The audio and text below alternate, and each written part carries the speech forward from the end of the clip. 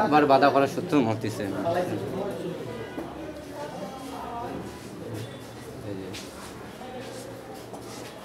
হারানো যায় ভাই আপনি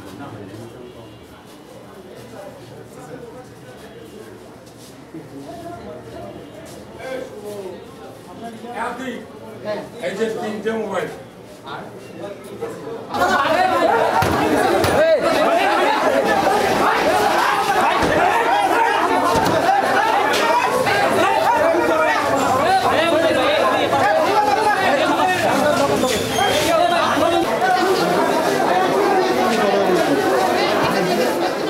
আমি সময় দিচ্ছেন কই মানে কথা বলতেছেন মানে আমার ছেলে পেলে মানে সময় দিচ্ছেন আমরা কি করলাম আপনি জানেন না জিসি ক্যামেরা পুরো চেক করে আমরা এখানে হই সেই করে এখানে ভাই এভাবে কথা বলেন আপনি সিসি ক্যামেরা চেক করেন ভাই আপনারা সিসি ক্যামেরা তো খুলতে ভাই আমরা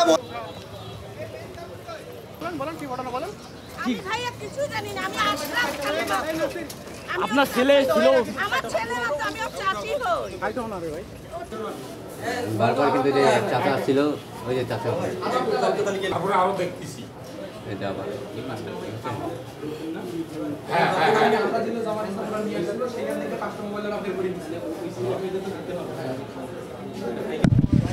এই যে তাদের মোবাইল রাখা নিয়ে তাদের মধ্যে একটা ঝামেলা হয় এই নিয়ে এই মোবাইল রাখা নিয়ে তাদের মধ্যে একটি ঝামেলা হয় তারা এসে অতর্কিতভাবে এখানকার যারা ছাত্ররা ছিলেন তাদের উপরে হামলা করেন এবং মারধরও করেন তারা এই বিষয়ে আমরা তদন্ত করতেছি অলরেডি একজনকে আমরা গ্রেপ্তার করছি আরও গ্রেপ্তার চেষ্টা করছি।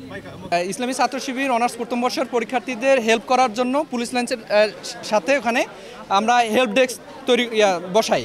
সেখানে শিক্ষার্থীদের ব্যাগ এবং মোবাইল আমরা ফ্রিতে জমা নিয়ে রাখতেছি যেন তারা পরীক্ষা শেষে নিতে পারে। তো আমাদের হেল্প ডেস্কে এই গ্যারেজের মেহেদি এবং আরও মানে গ্যারেজের যারা কর্মচারী আছে এরা এসে আমাদেরকে ওখানে বাধা প্রদান করে যে এখানে আমরা গ্যারেজে রাখতেছি আপনারা এখানে রাখতে পারবেন না। তো আমাদের ভাইরা বলছিল ভাই আমরা তো এখানে শিক্ষার্থীদের হেল্প করছি আপনাদের ওখানে যারা যায় যাক আমাদের এখানে যারা আসে আসুক। তারা বলে যে আমাদের অনুমতি ব্যতীত তোমরা এখানে কোন সাহসে করলো আমাদেরকে না বলে তোমাদেরকে কে সাহস দিছে এরকম করে। তো তারপরে যখন ভাইরা বলতেছিল যে ঠিক আছে আমরা তাহলে আপনাদের ওইদিকে যাচ্ছি আমরা ভাইদেরকে ডাকি, ওরা সেই সময়ই 3-4 জন এসে আমাদের ওখান থেকে 3 জন ভাইকে এই গ্যারেজে নিয়ে আসে বেধড়ক পিটায়। সেখান থেকে মোবাইল খাতা যেগুলো ছিল সবগুলো নিয়ে আসে তারা এখানে নিয়ে আসে ওই ভাইদের কাছ থেকে 300 টাকার মুসলে কাছে এখান থেকে আবার চলে যেতে বলে। আবার চাচ্ছি যে আমরা ছাত্রদের হেল্প করতেছি সেখানে আমরা তো কারো ব্যবসা প্রতিষ্ঠান আমরা টাকা নিচ্ছি না যে আমরা টাকা নিচ্ছি তারাও টাকা নিচ্ছে তাদের লজ হচ্ছে। এখানে শিক্ষার্থীদের হেল্প করা কি আমাদের অপরাধ? যদি শিক্ষার্থীদের হেল্প করা আমাদের অপরাধ না হয় আমরা এই হামলার সাথে জড়িত প্রত্যেকের গ্রেপ্তার এবং দৃষ্টান্তমূলক শাস্তি দাবি করছি। আমরা সকলের নাম জানি না, আমরা একজনের নাম জানি মেহেদি নাম, ঠিক আছে স্যার ফুটেছে। আমার নাম আতিকুজ্জামান আতিক, আমি ছাত্র শিবিরের মহানগর প্রচার সম্পাদক। হ্যাঁ আমার তো দেখেন সবগুলো গোদাম ছিঁড়ে দিচ্ছে, মাথায় মারছে 3-4টা, এখানে মারছে।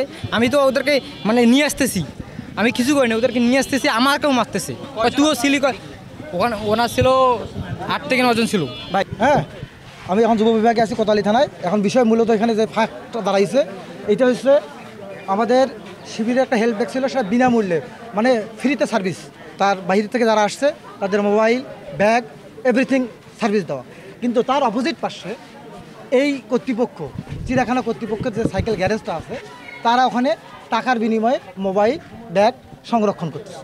যেহেতু তারা টাকার বিনিময়ে করতেছে আর ফ্রি করতেছে, তো বিষয়টা একটু কন্ট্রাডিক্টরি হয়ে গেছে না, যার ফলশ্রুতিতে যারা এই কাজটা ফ্রি সার্ভিসিং দিচ্ছে তাদেরকে হামলা করছে। এবং মূল হামলাকারী যে ওখানে গ্যারেজে ছিল তার কাছে এখনও মোবাইল আছে অসংখ্য, আমাদের ওখানকে মোবাইলগুলো ছিনিয়ে নিয়ে আসছে, ব্যাগগুলো ছিনিয়ে নিয়ে আসছে, তার হেফাজতে আছে, আমরা তাকে পুলিশের হাতে দিয়ে দিচ্ছি। হ্যাঁ এবং এর সাথে আরও 10-15 জন ছিল, তারা এই ভেতরে সবাই আশ্রয় নিয়েছে। আমরা এখন পুলিশকে বলতেছি এখানে সিসিটিভি আছে, সেই সিসিটিভির আওতায় এটা পর্যবেক্ষণ করলেই কারা কারা জড়িত সুন্দরভাবে সবাইকে পাওয়া যাবে, শনাক্ত করা যাবে। শনাক্ত করে তাদের গ্রেপ্তার আওতায় নিয়ে আসুক, পরিবেশটাকে ঠান্ডা করুক।